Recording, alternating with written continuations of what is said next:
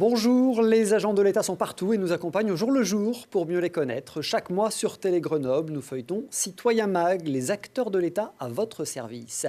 Au sommaire de ce numéro 80, nous évoquons le rôle du procureur de la République, un magistrat du parquet qui défend l'intérêt public. Dans le journal, des besoins en main-d'œuvre en forte hausse cette année dans notre région et un nouveau programme pour la rénovation urbaine à Grenoble, Échirolles et Saint-Martin-d'Hères.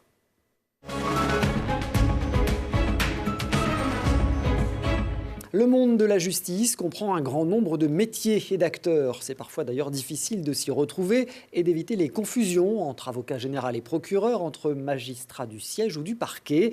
Décryptage aujourd'hui avec Éric Vaillant, le procureur de la République de Grenoble. Bonjour. Bonjour. Merci d'avoir accepté notre invitation. Vous avez pris vos fonctions en tout début d'année au tribunal de grande instance de Grenoble, après des postes équivalents à Douai et en Guyane. C'est bien ça. À Cayenne. Oui, où je suis resté un peu plus de 3 ans. Bon, c'est évidemment une carrière qui se poursuit. Hein. Vous avez notamment été juge d'instruction par le passé. Oui, j'ai été juge d'instruction, magistrat du parquet, en cour d'appel, en tribunal de grande instance, donc en première instance. Voilà, et je suis magistrat depuis 1992. Alors, on va avec vous décrypter tous ces termes qui parfois sont un peu compliqués pour le téléspectateur.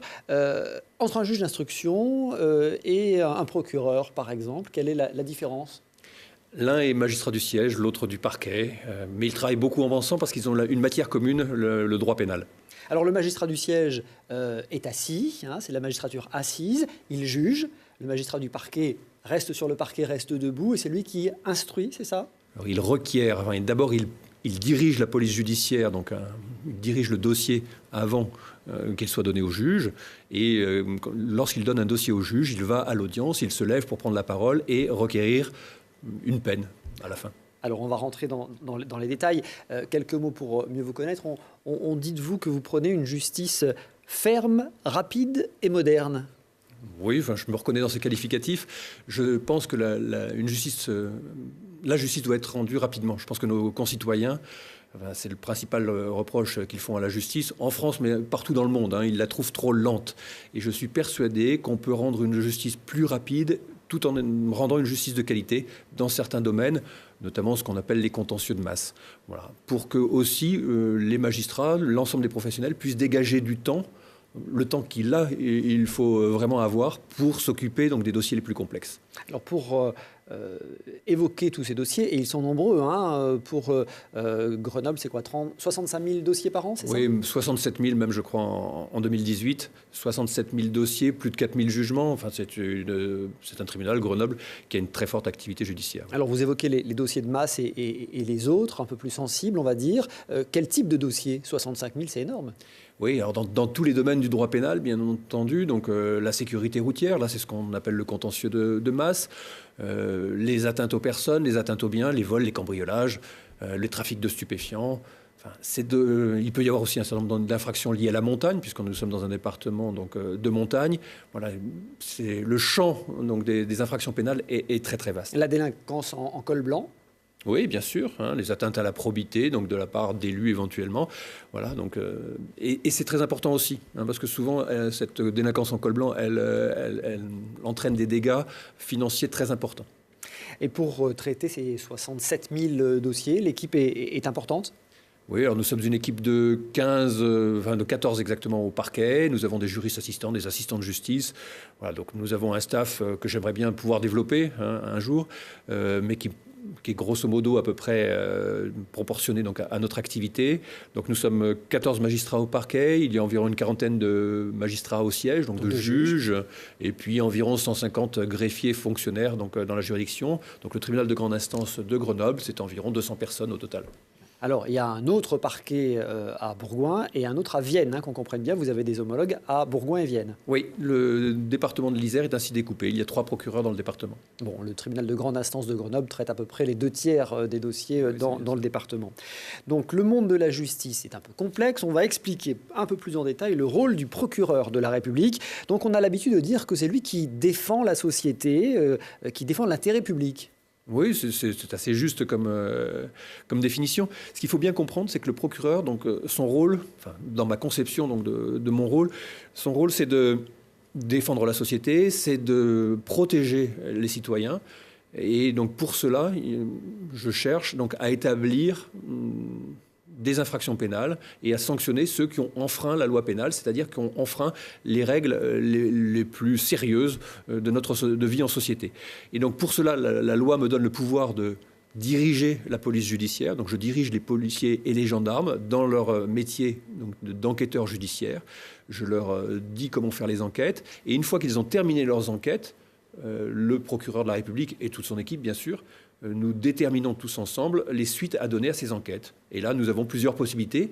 Une des possibilités, celle qui est la plus visible, c'est d'envoyer l'auteur de l'acte de délinquance devant le tribunal pour s'y faire juger. Mais il y a aussi des tas d'autres possibilités. Alors, il y a aussi la possibilité de faire nommer un juge d'instruction, de saisir un juge d'instruction. Oui, alors pour les affaires les plus complexes, au lieu donc d'instruire lui-même le dossier, d'enquêter lui-même, le procureur peut dire « l'affaire est trop complexe, je ne peux pas la donner, je ne peux pas mener l'enquête moi-même, je ne peux pas la donner en l'état au tribunal, et donc il faut qu'elle soit améliorer cette enquête et je la donne à un juge d'instruction pour qu'il la complète. Et cette saisine du juge d'instruction est même obligatoire en matière de crime.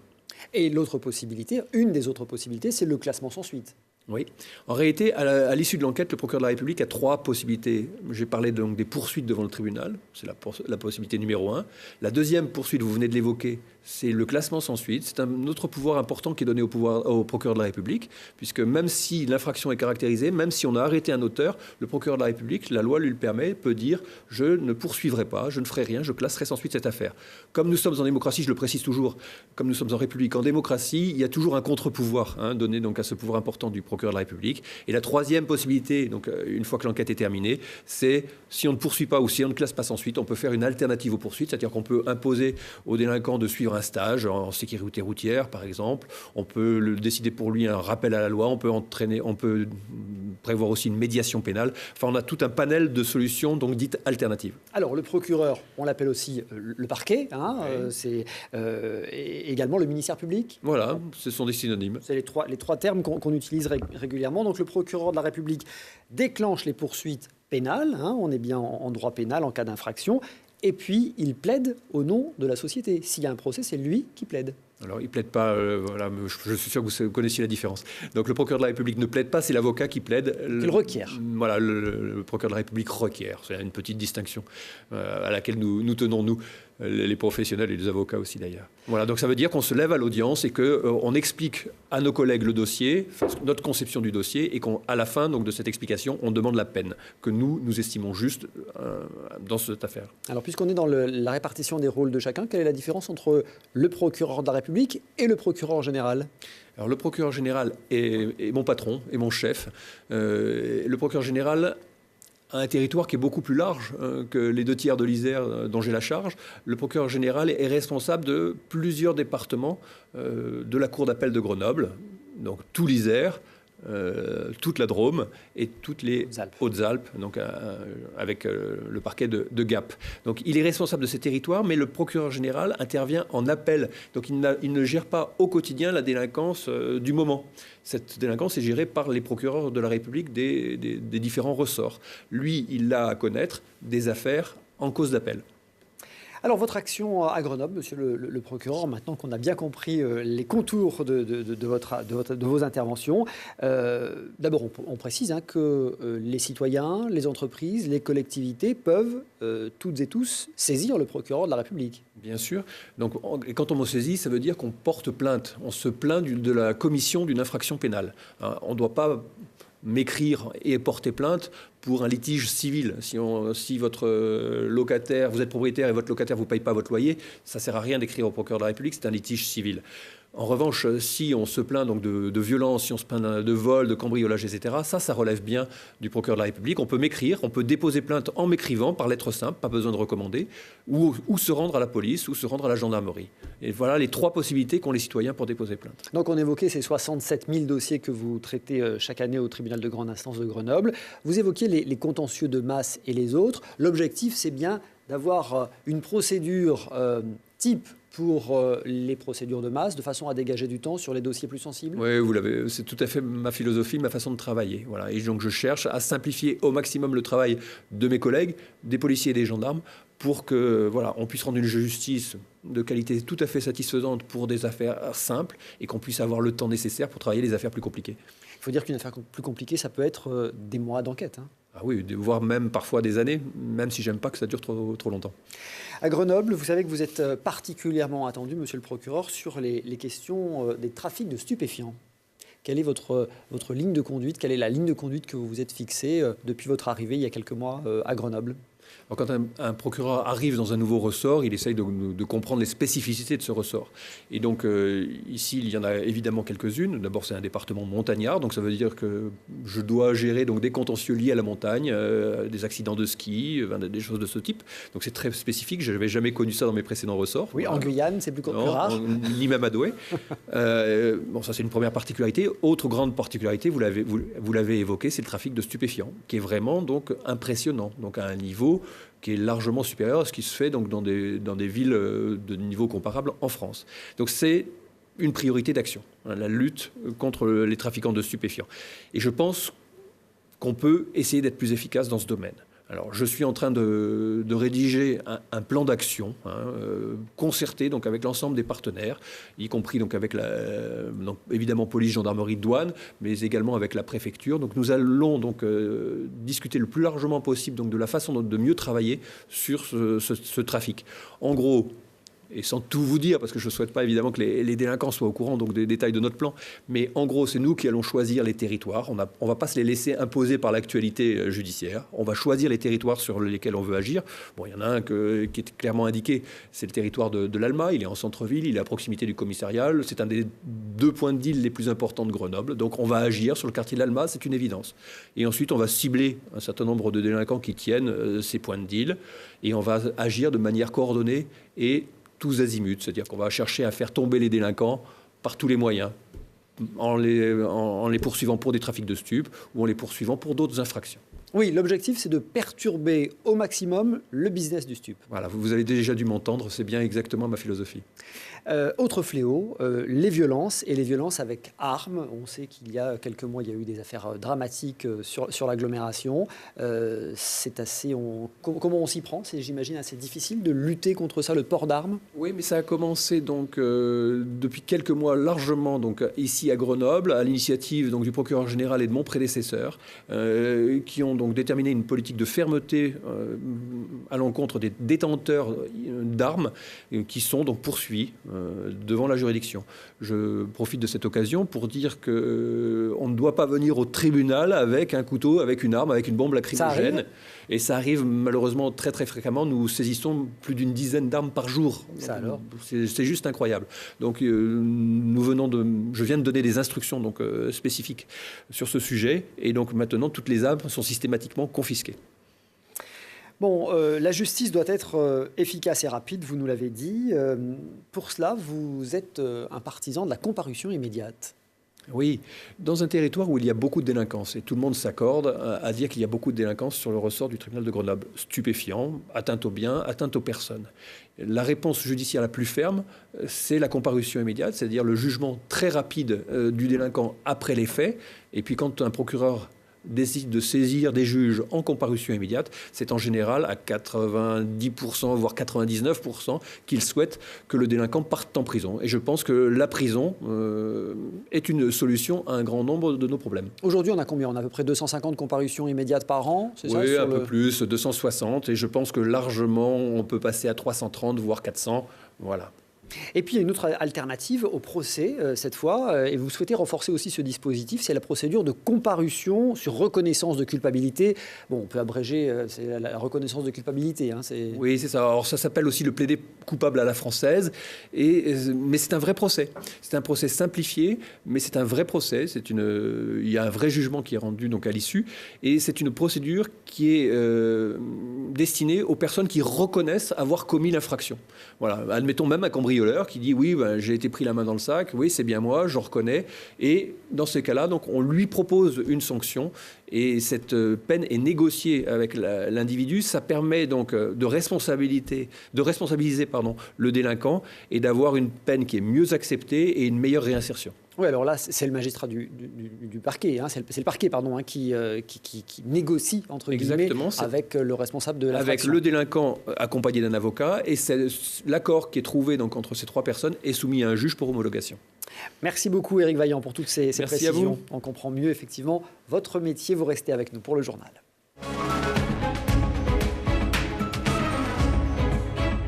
Et on commence avec des chiffres optimistes en Auvergne-Rhône-Alpes en matière d'embauche pour 2019. Selon l'enquête de Pôle emploi, les besoins en main-d'œuvre font apparaître près de 336 000 projets de recrutement. Cela représente une hausse de 13% en un an. Et l'augmentation concerne tous les secteurs d'activité, en particulier les transports et la logistique, la construction et l'industrie manufacturière. Une étape supplémentaire pour le plan de renouvellement urbain dans notre métropole. Le préfet vient de signer la convention du nouveau programme sur les sites des Villeneuve, de Grenoble et Échirolles, du quartier Mistral et du quartier de Renaudy et Chamberton à Saint-Martin-d'Air. Notre métropole est une métropole qui va plutôt bien, qui est souvent primée pour l'installation d'entreprises innovantes, pour des actions très innovantes. Et en même temps, on a sur ce territoire 10% de notre population qui vit dans des quartiers dits où les choses sont plus compliquées qu'ailleurs. Croyez-moi, ça a été 2 ans de travail intense et un vrai travail aussi de coordination locale, de fabriquer un projet commun à la fois avec le maire de Grenoble, avec le maire d'Échirolles, avec le maire de Saint-Martin-d'Air, pour arriver à quelque chose qui ait du sens pour le territoire. C'est l'achèvement de toute une discussion qui a pris du temps, comme vous l'avez dit, mais elle était nécessaire parce qu'il fallait caler les choses sur le plan financier et aussi quelles opérations on faisait. Mais c'est le début maintenant des opérations concrètes sur le terrain. Donc la population va voir que les choses démarrent. Elles ont d'ailleurs déjà commencé à certains endroits avec des démolitions. Et là, on entre dans le concret. Et l'ensemble du projet métropolitain se chiffre à 450 millions d'euros avec un concours financier de l'ANRU de 124 millions. La lutte contre les infractions routières, encore et toujours. Depuis le début de l'année, le nombre de morts et de blessés sur les routes de l'Isère a significativement augmenté. Entre le 1er janvier et le 13 mai, 31 personnes ont perdu la vie et 269 ont été blessées. Le préfet a décidé de multiplier les contrôles et de renforcer la répression. Policiers et gendarmes ont donc reçu des consignes strictes d'indulgence zéro, notamment pour les comportements relatifs à l'abus d'alcool, à l'usage de stupéfiants et aux excès de vitesse. Monsieur le procureur, ça nous permet de rappeler que les infractions routières peuvent conduire au tribunal.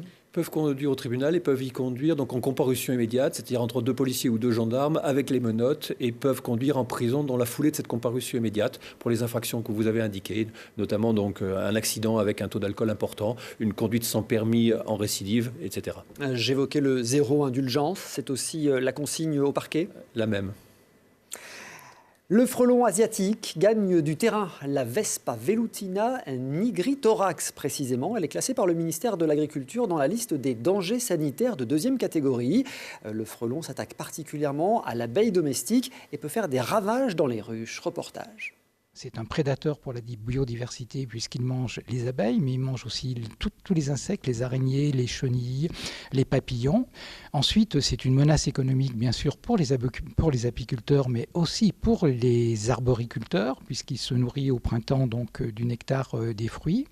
Et puis, c'est aussi une menace sanitaire. Il faut savoir qu'un nid de frelon asiatique, le frelon asiatique n'est pas dangereux par nature, mais si vous approchez son nid, si vous dérangez son nid, si vous faites tomber son nid, à ce moment-là, il y a une agressivité très très forte qui se produit.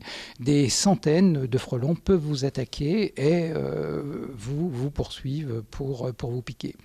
Donc aujourd'hui, ce qui est important quand on voit un frelon asiatique, c'est de le signaler. Donc pour le détruire, on avait besoin d'un site internet. Donc c'est un site internet et c'est aussi une application. Ce site internet vous permet de faire une photo, de décrire sa localisation, et ensuite de signaler ce frelon asiatique. Et derrière nous, dans nos ordinateurs, on va retrouver ce signalement et on va pouvoir envoyer un référent frelon asiatique qui va confirmer oui ou non sa présence. Et si vraiment sa présence est confirmée, on va pouvoir nous mandater un destructeur qui va enlever le nid et détruire l'ensemble de la colonie. Et on précise que l'an dernier en Isère, une quarantaine de nids de frelons asiatiques ont ainsi été détruits. Une information consommation concernant les produits au lait cru. Des précautions sont indispensables pour limiter les risques de contamination des jeunes enfants par les bactéries responsables du syndrome hémolytique et urémique, c'est le SHU. Les enfants de moins de 5 ans ne doivent pas consommer ces produits. Les cas observés ces dernières années confirment en effet la sensibilité de cette tranche d'âge chez lesquels les symptômes peuvent être dramatiques. Allez, on termine par un conseil pratique à l'approche de l'été. Si vous avez prévu de voyager, eh bien, n'attendez pas le dernier moment pour faire vos passeports et cartes d'identité. Je vous rappelle que ça concerne tout le monde, y compris les enfants dès leur naissance. Pour ne pas être piégé par les délais, pensez à la prédemande en ligne sur le site de la NTS. Vous pouvez d'ailleurs aussi suivre votre dossier et l'avancement de votre dossier. passeport.ants.gouv.fr, c'est l'adresse. Éric Vaillant, merci encore d'avoir été avec nous. Merci à vous. Merci à tous de votre fidélité. Rendez-vous très vite sur Télé Grenoble pour le numéro 81 de Citoyen Mag, les acteurs de l'État à votre service.